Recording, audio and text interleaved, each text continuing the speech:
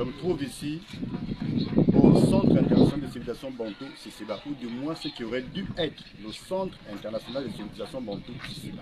C'est ce bâtiment-là, du moins cet édifice, ce bunker, qui aujourd'hui est occupé par les squatters. Je viens en immersion parce que souvent on dit beaucoup de choses sur les familles qui vivent ici, sur les gens qui vivent ici, mais on ne connaît pas bien leur quotidien. Je me suis baladé avec ma caméra, j'ai interrogé des personnes, il y a des témoignages. Et ça glace le sang de savoir que les gens vivent dans des conditions d'insalubrité, sans eau potable, sans électricité, dans des conditions d'insécurité inouïes. Immersion au Sisiba.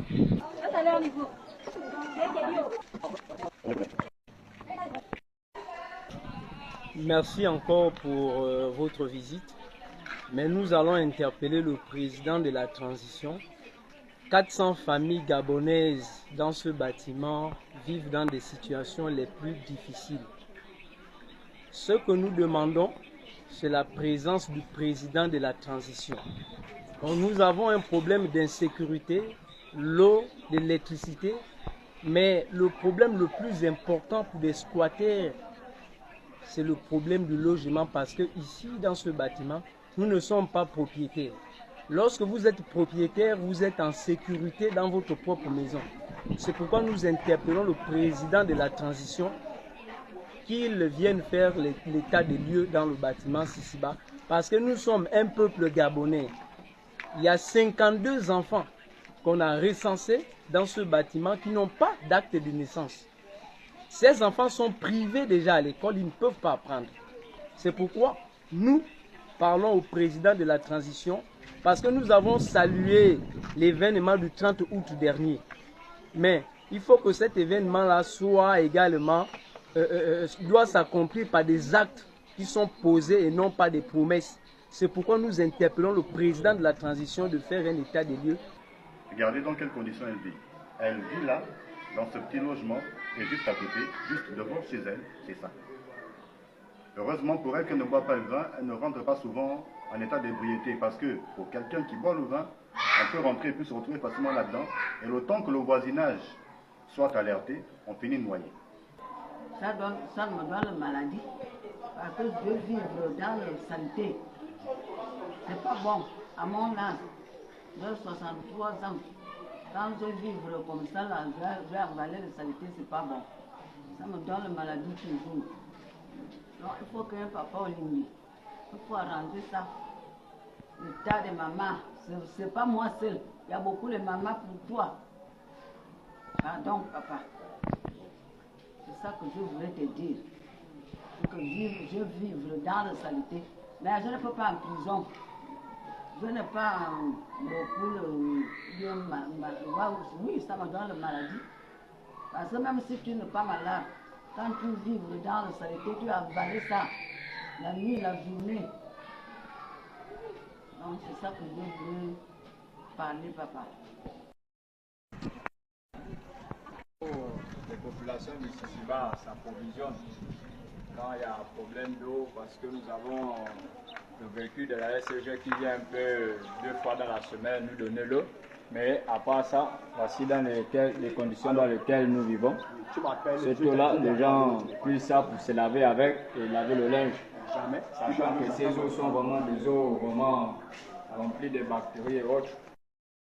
Nous, en tant que squatteurs au Sisiba, on souhaiterait que le président Oligui vienne nous rendre aussi visite, comme il a fait dans d'autres quartiers. Parce que vous-même, vous voyez comment nous vivions ici. Il y a des personnes qui pensent qu'en vivant ici dans le bâtiment de Sisiba, en fait, nous sommes des personnes, je ne sais pas comment dire, nous sommes des personnes vulgaires. Nous sommes des personnes qu'on ne peut pas respecter. Mais en sachant pas que si nous sommes ici, c'est par manque de moyens. Voilà pourquoi si le président Brice-Clotaire Oligui Nguema vient visiter la population, il verra comment nous vivions au sein du bâtiment Sisiba. En tant que squatteur, on a besoin de sa présence. Nous sommes venus squatter le bâtiment de Sisiba par manque de moyens. Nous n'avons pas de moyens. Même pour que nos enfants aillent dans les écoles, vraiment nous souffrons, nous passons des moments difficiles. Et actuellement, même pour aller faire un simple ménage, on peut faire prendre des étrangers que des Gabonaises. Et quand tu peux faire le ménage, c'est la maltraitance. Aujourd'hui, tu pars dans un ministère, demander même le ménage, technicien de surface. On ne te regarde pas. Si ce n'est que prendre une soeur, ou leurs copines et mettre au sein de la société en fait des travailleurs. Moi, personnellement, j'ai passé une formation à la maison de la femme Angélique Mougola de Libreville. C'est vrai qu'aujourd'hui, le PDG sait qu'il est devenu, mais j'ai mon document qui est là. J'ai fait le secrétariat bureautique.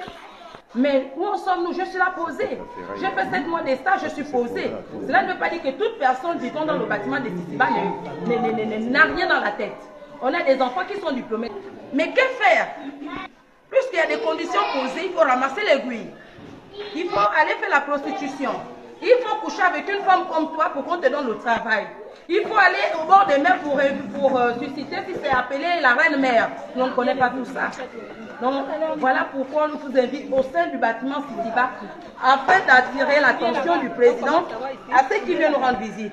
Et concernant les femmes ici, on a aussi besoin de la première dame, Sita Oligingema, au sein du bâtiment. Il y a des femmes ici qui aimeraient aussi faire le commerce, telles que moi. J'étais dans la friperie.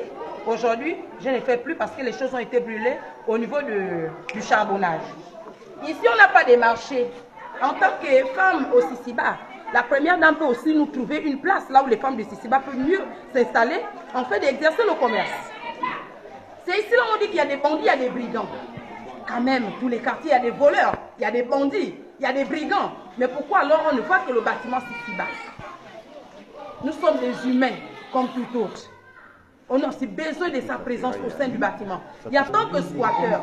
Mais rentrez un peu dans les maisons, vous allez voir comment nous vivions. Regardez l'état de santé de nos enfants. Les boutons de partout à cause de quoi? L'humidité. Mais on est obligé de faire avec. Nous sommes obligés de faire avec. Si vous arrivez derrière chez moi, c'est très dégueulasse. Lorsqu'il pleut, ça s'inonde. Vous montez là où je dors, ça coule de partout, c'est fissuré. C'est fissuré. Et aujourd'hui, on nous dit, le président viendra nous déguerpiller comme des malpropres. Si lui-même il ne viendra pas, il va envoyer les militaires. Ce sont des personnes qui viennent nous dire ça. Qui vous a demandé de squatter le bâtiment de l'État?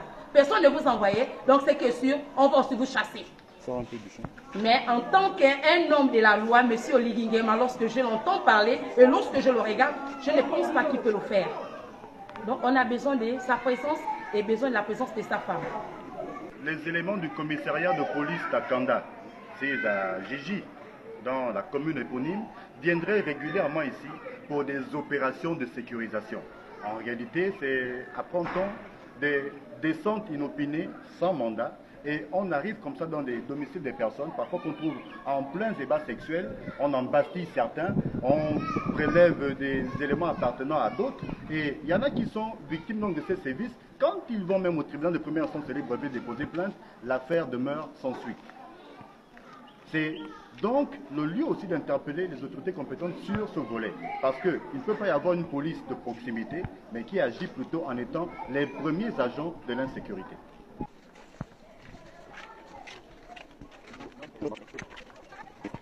Il faut à un moment donné te calmer. Tu t'arrêtes un peu de parler.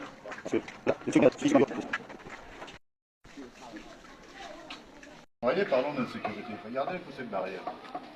Et vous avez des enfants qui jouent dans ce couloir. Là, la distance entre là où je me trouve et en bas, si un enfant tombe par là, si un jeune adulte peut se faire très mal, imaginez un enfant. Cette barrière a été faite sommairement avec quelques matériaux de récupération, des squatteurs d'ici, et ça ne tient pas. Et chaque fois, il faut que ces gens se débrouillent, même pour essayer de sécuriser les allées et venues, parce qu'il y a des enfants. Et ça quitte souvent. Chaque fois ça quitte, on remet, mais ce n'est pas sécurisé. Ça peut sauter à tout moment. Une personne pourrait venir parler et que ça ne sait plus tomber, et encore pire un enfant. Regardez un peu ce qui se passe. Vous voyez, des choses comme ça. Mais tout ça, dit-on que du temps de l'émergence, les ministres seraient souvent venus ici, des membres du gouvernement, auraient pris des engagements, seraient chaque fois venus déposer quelques cuisses de dindon, quelques quarts d'huile, quelques petits bols de riz, sans plus. Pour le reste c'est ça. Les gens se débrouillent eux-mêmes et puis rien ne change.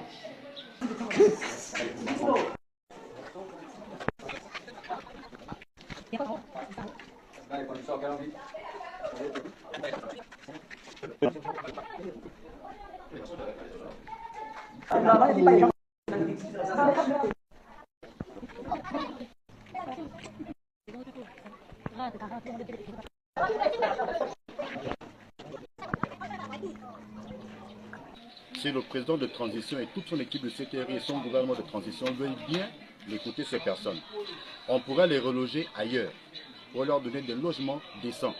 C'est des gens qui vivent ici parce que n'ayant pas d'autre alternative. Ils n'ont pas demandé à vivre ici. Mais beaucoup sont là en transit parce que n'ayant nulle part où aller. Vous avez là-dedans des orphelins. Le papa est décédé, il n'y a plus de moyens d'aller à l'école, il n'y a même plus de moyens de payer le loyer. On vient squatter ici un temps en se disant demain sera peut-être meilleur pour moi et quand Dieu fera grâce, je pourrai partir. Il y a ici des femmes qui avaient des activités génératrices de revenus qui ont dû tout stopper. Il y en a qui ont été chassées de charbonnage où elles vendaient. Il y a des petites filles qui vivent ici, qui très tôt, en étant encore pubères, sont sexuellement actives. Il y a des petits enfants, des petits garçons qui versent dans la délinquance, pas parce qu'ils ont choisi, mais n'ayant pas d'autre alternative. Il y a des enfants qu'on ne scolarise même pas, faute de moyens.